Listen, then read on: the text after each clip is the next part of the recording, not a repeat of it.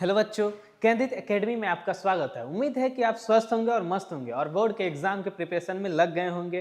ठीक है, तो हमारा ये कौन सा चैप्टर है? हेरिडिटी एंड इवोल्यूशन का शॉर्ट टाइप क्वेश्चन पार्ट 2 है।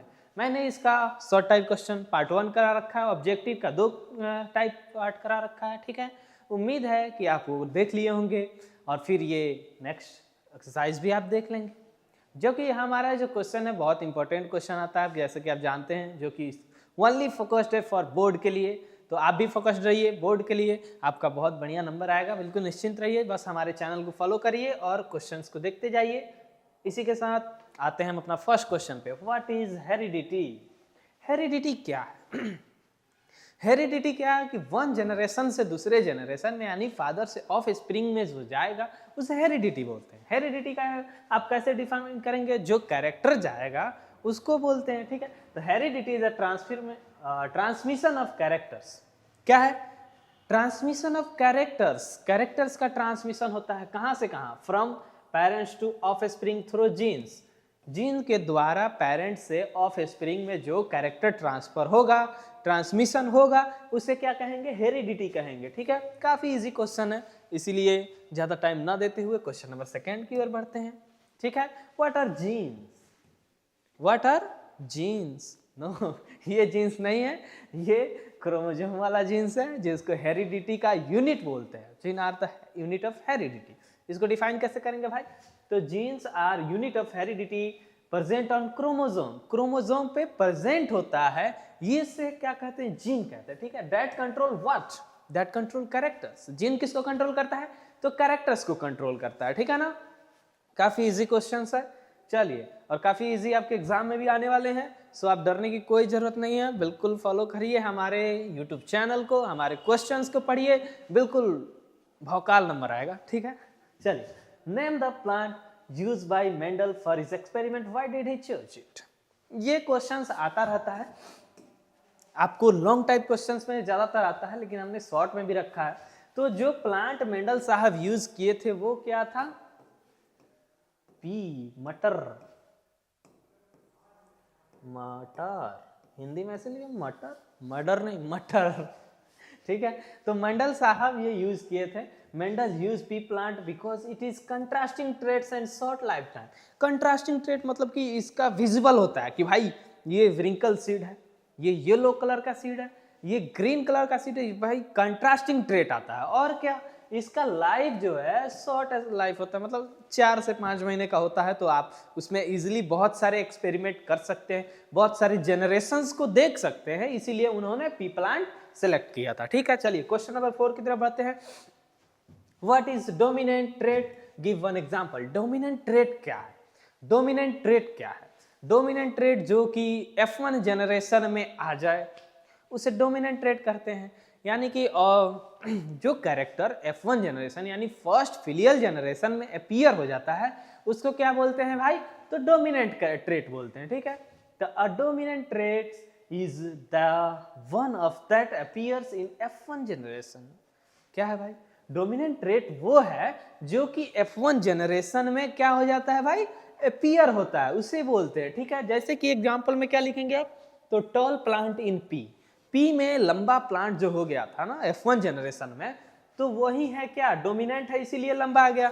उसका हाइट जो है टॉल है, जो क्या है? डोमिनेंट है, इसीलिए वो लंबा हो गया। अब आइए क्वेश्चन नंबर 5 की तरफ बढ़ते हैं। क्वेश्चन नंबर 5 क्या है? What is a recessive trait? Recessive trait क्या है?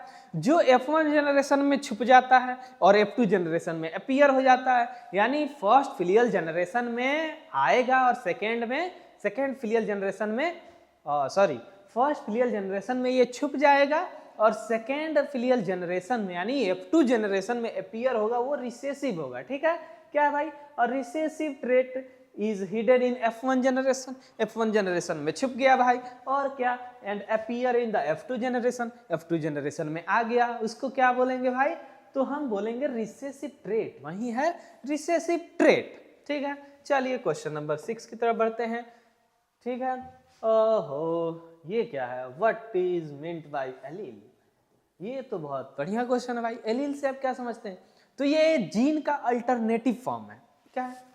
Allele are the alternative form of same gene controlling a character, मतलब ये सेम जीन का क्या है, अल्टरनेटिव फॉर्म है जो क्या करता है, कैरेक्टर को कंट्रोल करता है। ठीक है, दूसरा कुछ नहीं है। एलील क्या है, एक डिफरेंट फॉर्म है जीन का, अल्टरनेटिव फॉर्म है जीन का, अल्टरनेटिव फॉर्म एक दूसरा फॉर्म है जीन का जो क्या करता है भाई, कंट्रोल करता है किसको, कैरेक्टर्स को कंट्रोल करता है। ठीक है, उम्मीद है कि समझ में आ गया होगा। बाकी तो बहुत बढ़िया बढ़िया क्वेश्चन है और यही सब आता है, बिल्कुल चिंता नहीं करने की आवश्यकता है, बस फॉलो करिए, देखते रहिए। चलिए, क्या है भाई, define genotype and phenotype. Define genotype and phenotype. Genotype मतलब सीधे समझिए जेनेटिक्स, फेनोटाइप मतलब फिजिकल अपीयरेंस। ठीक है, फिजिकल अपीयरेंस। जेनोटाइप का मतलब जो genetic makeup of an organism, यानी कि जेनेटिकली जो मेकअप हुआ है उसको जेनोटाइप बोलते हैं, और फिजिकली जो मेकअप है उसको फेनोटाइप बोलते हैं। ठीक, जेनेटिक मेकअप में क्या हो जाएगा भाई, आपके आई का कलर हो गया, आप टॉल है, डार्फ है, ये हो गया, आई का कलर हो गया, आपके ईयर लोब्स हैं सटे हुए, वो हो गया। और फिजिकल अपीयरेंस क्या है भाई, physical appearance of an organism. Physical appearance, physical appearance आप उसको देखने में कैसा है, नाक कैसा है, स्किन का कलर कैसा है, ये जो है फेनोटाइपिक है। और जेनेटिक्स जो जेनोटाइपिक होता है उसे जेनेटिक क्या होता है, जेनोटाइप जो जेनेटिक होता है, फेनोटाइप जो फिजिकल अपीयरेंस होता है। चलिए, बिना किसी देर किए हुए क्वेश्चन नंबर 8 की तरफ बढ़ते हैं। और व्हाट इज वेरिएशन, वेरिएशन क्या है तो वेरिएशन मतलब एक ही क्या है, एक ही अमंग इंडिविजुअल में, मतलब सेम स्पेसीज के इंडिविजुअल में क्या हो जाता है, चेंज आ जाता है, कुछ डिफरेंट हो जाता है। एक ही स्पेसीज का है भाई, लेकिन कुछ उसके अपीयरेंस में वो चेंज होता है, तो उसको बोलते हैं क्या, फिर क्या है, variation refers to the difference among individual. Individual में डिफरेंस होता है, क्या है भाई, of same species, same species के क्या होता है, इंडिविजुअल में डिफरेंस हो जाता है, उसको वेरिएशन बोलते हैं। ठीक है, चलिए क्वेश्चन नंबर 9 की तरफ बढ़ते हैं। क्या भाई, why is variation important in plant. Plant में वेरिएशन इंपॉर्टेंट क्यों है, प्लांट में भाई वेरिएशन इसलिए इंपॉर्टेंट है ताकि वो अर्थ पे सरवाइव कर सके, उनको सरवाइव करना है तो वेरिएशन करना पड़ेगा। ठीक है, क्योंकि इन्वायरमेंट चेंज होगा तो उसके हिसाब से उनको ढलना होगा, एडेप्ट करना होगा, और वह उसी से क्या होता है, इवोल्यूशन होता है। ठीक है, उसी से इवोल्यूशन का प्रोसेस होता है, समझे। ठीक है, तो इसको कैसे डिफाइन करेंगे भाई, तो variation helps plant to survive in changing environment. अगर इन्वायरमेंट चेंज होता है तो उसमें सरवाइव करेंगे। ठीक है, करेंगे, और क्या, लीड्स टू इवोल्यूशन, और इवोल्यूशन में लीड करेंगे, उसको बोलते हैं क्या, इसीलिए क्या होता है भाई, ये इंपॉर्टेंट होता है वेरिएशन प्लांट में। ठीक है ना, चलिए नेक्स्ट क्वेश्चन की ओर बढ़ते हैं, जो कि what is monohybrid cross. Monohybrid cross क्या है, मोनोहाइब्रिड क्रॉस क्या है, मोनोहाइब्रिड सिंगल, टू ऑर्गेनिज्म के बीच में हो जाएगा, एक कंट्रास्टिंग कैरेक्टर आता है, उसको मोनोहाइब्रिड कहते हैं। चलिए इसको डिफाइन कैसे करेंगे भाई, देखते हैं। A cross between two organism, दो डिफरेंट ऑर्गेनिज्म है differing in one pair of contrasting character, मतलब दो ऑर्गेनिज्म में क्या होगा क्रॉस हो गया, और उसका जो वन पेयर है कंट्रास्टिंग कैरेक्टर आ जाएगा, डिफर हो जाएगा, अलग हो जाता है, उसको बोलते हैं क्या भाई, मोनोहाइब्रिड, मोनोहाइब्रिड क्रॉस, उसको मोनोहाइब्रिड क्रॉस बोलते हैं, मोनोहाइब्रिड क्रॉस। ठीक है, आपको इसका रेशियो भी पूछता है 3:1, देखिए आ गया, what ratio is obtained in F2 generation of monohybrid cross. Monohybrid cross में रेशियो क्या होता है, मोनोहाइब्रिड क्रॉस जो F2 जनरेशन यानी उसका फेनोटाइपिक रेशियो क्या होता है, फेनोटाइपिक रेशियो 3:1 आता है। ठीक है, जो कि क्या होता है, डोमिनेंट और रिसेसिव, ये डोमिनेंट और रिसेसिव है। डोमिनेंट ज्यादा डोमिनेंट है, मतलब F1 जनरेशन में आया था ज्यादा, वो भी F2 जनरेशन में भी आया, फिजिकल अपीयरेंस हुआ इसका, तो डोमिनेंट 3 है और H2 1 है क्या, रिसेसिव। ठीक, चलिए क्वेश्चन नंबर 12 की तरफ आते हैं। What is meant by inheritance of trait. Inheritance of trait से आप क्या समझते हैं, मैंने पिछले वीडियो में भी इसको काफी डिटेल में डिस्कस किया है, आप उसको भी देख सकते हैं। इनहेरिटेंस ट्रेट मतलब कि क्या भाई, एक ट्रेट जो है फादर के द्वारा उसके चाइल्ड में जाएगा, ऑफ स्प्रिंग में जाएगा, पेरेंट्स से ऑफ स्प्रिंग में जाएगा, उस ट्रेट को क्या बोलते हैं भाई, इनहेरिटेड ट्रेट बोलते हैं, इनहेरिटेंस ट्रेट बोलते हैं। डिफाइन कैसे करेंगे, तो inheritance of the trait means passing of characters, characters का पास होना, क्या कैरेक्टर्स का पास होना, कहाँ से कहाँ, तो parents to of spring, parents से ऑफ स्प्रिंग में कैरेक्टर का पास होना क्या कहलाता है भाई, तो हमारा इनहेरिटेंस ट्रेट कहलाता है, ठीक है, क्या कहलाता है, इनहेरिटेंस ऑफ ट्रेट कहलाता है, ठीक है। चलिए क्वेश्चन नंबर 13 की तरफ बढ़ते हैं भाई।